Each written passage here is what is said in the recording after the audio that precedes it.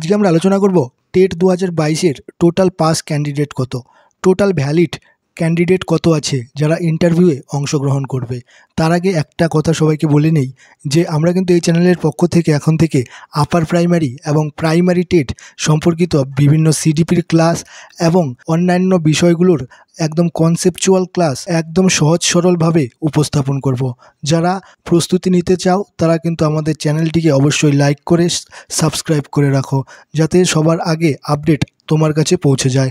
তো এবার দেখে নেব টেট 2022 টোটাল কতজন পাস করেছিল। টেট 2022-এ কিন্তু টোটাল 1,50,492 জন পাস করেছিল, কিন্তু এর মধ্যে আমরা জানি আরটিআই রিপোর্ট অনুযায়ী আমরা জানতে পেরেছি যে টোটাল বিএড ক্যান্ডিডেট কিন্তু ছিল 98,343 এবং ডিএলএড ক্যান্ডিডেট ছিল 52,149, অর্থাৎ 52,149 জন কিন্তু ভ্যালিড এবং রেগুলার ডিএলএড ক্যান্ডিডেট ছিল। আমরা জানি সুপ্রিম কোর্টের রায় অনুযায়ী কিন্তু এই বিএড প্রার্থীরা প্রাইমারি টেট অর্থাৎ প্রাইমারি যে ক্লাস 1 to 5 এর থেকে বাদ হয়ে যায়, তাই এরা কিন্তু আর প্রাইমারি টেটের ইন্টারভিউয়ে বসতে পারবে না। অর্থাৎ 52,149 জন কিন্তু ভ্যালিড ক্যান্ডিডেট ছিল। কিন্তু আমরা জানি যে 2017-র যে এক্সাম হয়েছিল সেটার কিন্তু নিয়োগ প্রক্রিয়া কমপ্লিট হয়ে গেছে। সেখানে কিন্তু 9,896 জন অলরেডি চাকরি পেয়ে গেছে। কিন্তু এই 9,896 জনের মধ্যে কিন্তু অনেকেই আছে যারা টেট 2022-ও কোয়ালিফাই করেছিল। কিন্তু 9,896 জনের মধ্যে কতজন আছে যারা টেট 2022-ও কোয়ালিফাই করেছিল এবং তারা বর্তমানে অ্যাসিস্ট্যান্ট টিচার হিসাবে কাজ করছে। সেরকম হিসাবটা মোটামুটি একটা হিসাব ধরে নাও 6 থেকে 7,000 কিন্তু 6 থেকে 7,000 ক্যান্ডিডেট কিন্তু টেট 2017-তে কোয়ালিফাই করেছিল এবং যারা 6 থেকে 7,000 ক্যান্ডিডেট কিন্তু টেট 2022-এও কোয়ালিফাই করেছিল। এবং এনআইওএস ক্যান্ডিডেট কতজন আছে? এনআইওএস ক্যান্ডিডেট মোটামুটি ধরে নাও 8,000 জনের মতন আছে। এই 8,000 জন এনআইওএস ক্যান্ডিডেট কিন্তু মোটামুটিভাবে ধরে নাও যে তারা কিন্তু আর ইন্টারভিউয়ে অংশগ্রহণ করতে পারবে না, কারণ এই যে টেট 2017-র রিক্রুটমেন্ট চলছিল, এই 17-র রিক্রুটমেন্টে এই বেশ কিছুদিন আগে তাদের কিন্তু অর্থাৎ এনআইওএসদের কিন্তু ডকুমেন্ট ভেরিফিকেশনের জন্য পর্ষদ থেকে কিছু ডকুমেন্ট চেয়েছিল, কিন্তু তারা কিন্তু সেই ডকুমেন্টগুলো দিতে পারেনি। এই নিয়ে তারা কিন্তু সুপ্রিম কোর্ট পর্যন্ত গিয়েছিল, কিন্তু সেখানেও তাদের কোনো লাভ হয়নি। অর্থাৎ সুপ্রিম কোর্ট থেকেও তাদের বলে দিয়েছে যে পর্ষদ থেকে যে ডকুমেন্টসগুলো চেয়েছে তা সম্পূর্ণ দিতে হবে, তা না হলে নিয়োগ প্রক্রিয়ায় কোনোভাবে অংশগ্রহণ করতে পারবে না এই এনআইওএস ডিএলএডরা। কী কী ডকুমেন্ট চেয়েছিল? ডকুমেন্টগুলোর মধ্যে কিছু গুরুত্বপূর্ণ ডকুমেন্ট যা চাওয়া হয়েছিল তা হলো টেট 2017-র আগে তাদের কোয়ালিফাই করতে হবে এবং তাদের সম্পূর্ণ পেমেন্টের যে স্লিপ সেই স্লিপটাও জমা দিতে হবে। এই যে টেট 2017-র আগে তাদের কোয়ালিফাই করতে হবে এটা তারা কিন্তু দেখাতে পারেনি এবং পেমেন্ট স্লিপও অনেকে দেখাতে পারেনি। এমন অনেক ডকুমেন্ট আছে যা কিন্তু এনআইওএসরা দেখাতে পারেনি। এর ফলে কিন্তু প্রায় 95%-এরও বেশি এনআইওএস ডিএলএড ক্যান্ডিডেট তারা কিন্তু এই 17-র প্রক্রিয়া থেকে বাদ চলে যায়। ঠিক সেরকমটাই কিন্তু 22-এর ক্ষেত্রেও হবে। 22-এর ক্ষেত্রেও কিন্তু এনআইওএসরা বাদই চলে যাবে মোটামুটিভাবে 90% এনআইওএস কিন্তু বাদ চলে যাবে। এরপর আপার প্রাইমারিতেও কিন্তু অনেক রিক্রুটমেন্ট হয়েছে, যেখানে কিন্তু এই যে ডিএলএড 52,149 জন ছিল টেট 2022-এর রেগুলার ডিএলএড ক্যান্ডিডেট, এখান থেকেও কিন্তু অনেকেই আপার প্রাইমারিতে জব পেয়ে গেছে, আপার প্রাইমারিতে জয়েন করে নিয়েছে। সেটা মোটামুটি ধরে নাও 2K-র মতন হবে, অর্থাৎ 2,000-এর মতন হবে। 2,000-এর মতো ক্যান্ডিডেট কিন্তু আপার প্রাইমারিতে জয়েন করে নিয়েছে। তারা কিন্তু আর প্রাইমারিতে আসবে না, তারা সেখানেই চাকরি করছে। এরপর আমরা জানি এসএলএসটির এক্সাম কন্ডাক্ট করতে চলেছে আর কিছুদিনের মধ্যে। সেখানেও কিন্তু অনেকেই এই যারা টেট 2022 কোয়ালিফাই করেছিল ডিএলএড করে তারাও কিন্তু পেয়ে যাবে এবং তারা কিন্তু অনেকেই আছে যারা পরে বিএড করেছে বা টেট 2022-এর সময়ই তাদের ডাবল ডিগ্রি ছিল, 2টো করে ডিগ্রি ছিল। এমন ক্যান্ডিডেটও কিন্তু অনেক আছে যারা কিন্তু এখন এসএলএসটিতে জব পেয়ে যাবে। সেরকম ক্যান্ডিডেট মোটামুটি ধরে নাও 1,000-এর মতো আছে। 1,000-এর মতো ক্যান্ডিডেট কিন্তু যারা টেট 2022 কোয়ালিফাই করেছিল তারা কিন্তু এখন এসএলএসটিতে জব পেয়ে যাবে। এরপর ডাব্লিউবিসিএস, এনটিপিসি, সিজিএল, সিএইচএসএল এবং অন্যান্য যে আদার্স এক্সামগুলো আছে সেগুলোতেও কিন্তু অনেকে জব পেয়ে গেছে। তারা কিন্তু আর এই প্রাইমারিতে আসবে না এবং প্রাইমারিতে ইন্টারভিউ দিতে আসবে না।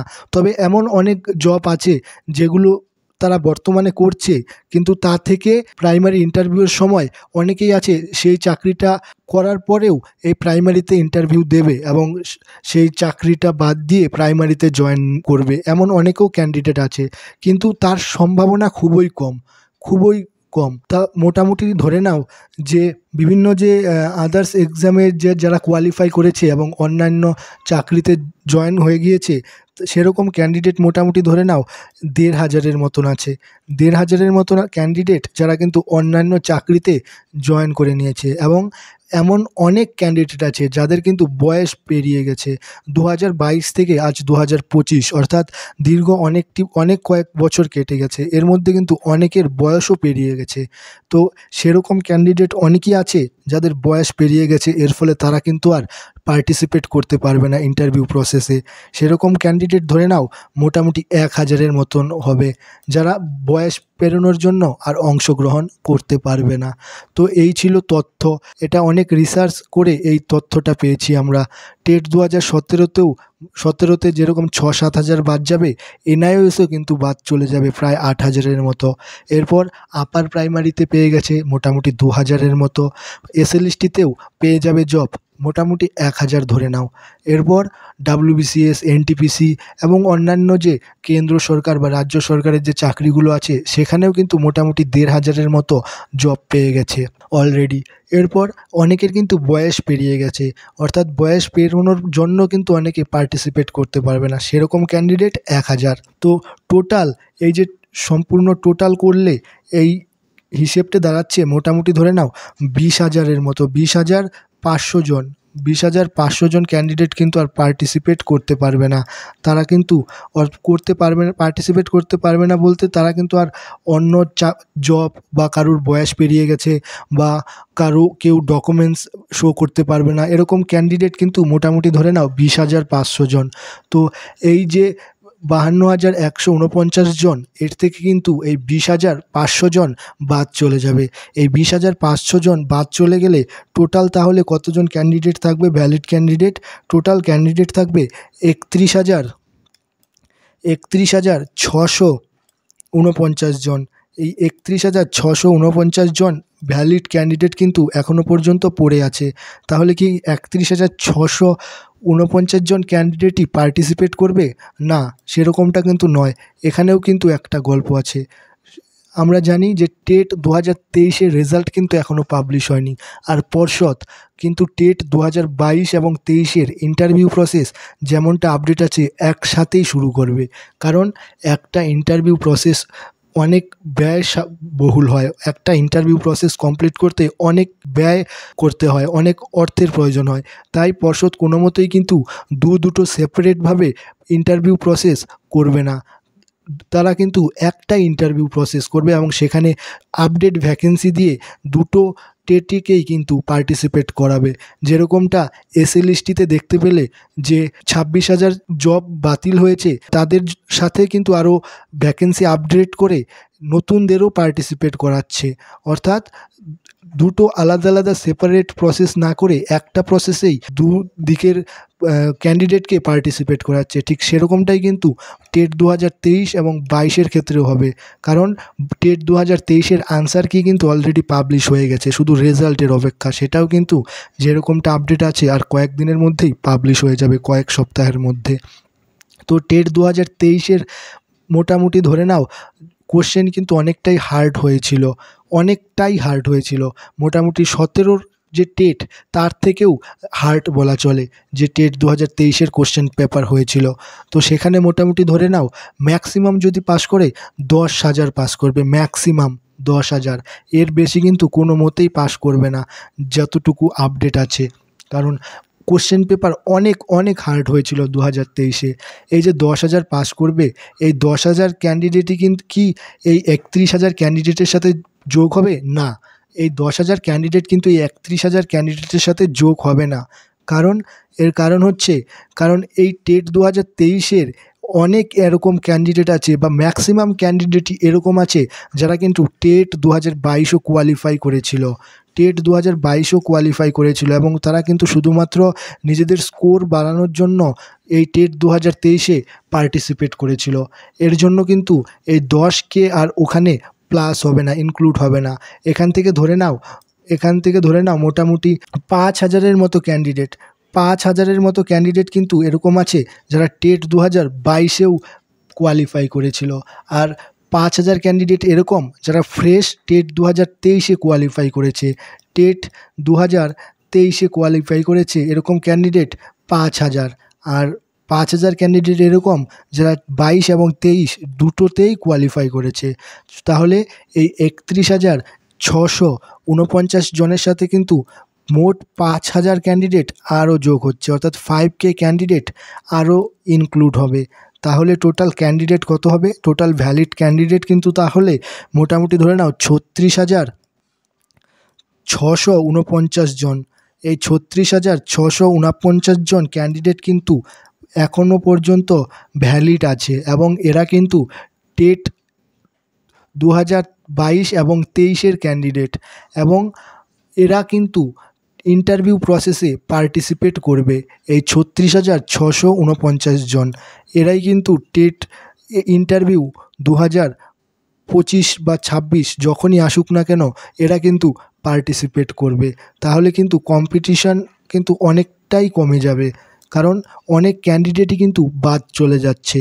আর এই চ্যানেলে যে আপডেটগুলো দেওয়া হয় তা কিন্তু নির্দিষ্ট কোনো একটি তথ্যের উপর ভিত্তি করেই আপডেট দেওয়া হয়। এই চ্যানেলে কিন্তু কোনো উল্টোপাল্টা বা কোনো ভিত্তিহীন আপডেট একদমই দেওয়া হয় না। আর ইন্টারভিউ ভ্যাকেন্সি কত দিতে পারে এটাও কিন্তু অনেকে কোশ্চেন্স করেছিলে, অনেকে কমেন্টে বলেছিলে যে ভ্যাকেন্সি কত আসতে পারে, তো ভ্যাকেন্সি কত আসবে সেটা কিন্তু টোটালি একটা আলাদা বিষয় এবং তা কিন্তু সরকারের উপর নির্ভর করে। তবে তোমরা যদি বলো যে একটি মোটামুটি হিসেব করে ভ্যাকেন্সির আইডিয়া দিতে, সেটা কিন্তু আমরা বিভিন্ন RTI-এর মাধ্যমে যে আমরা তথ্যগুলো পেয়েছি, বিভিন্ন জেলায় কত সংখ্যক সিট খালি আছে, কত শূন্য পদ আছে এবং কত টিচার ট্রান্সফার হয়েছে এবং রিটায়ার করেছে কত টিচার, স্কুলে টিচার স্টুডেন্টের রেশিও কত আছে, এসব কিছুর উপর ভিত্তি করে আমরা কিন্তু একটি মোটামুটি ভ্যাকেন্সি ক্যালকুলেট করতে পারি।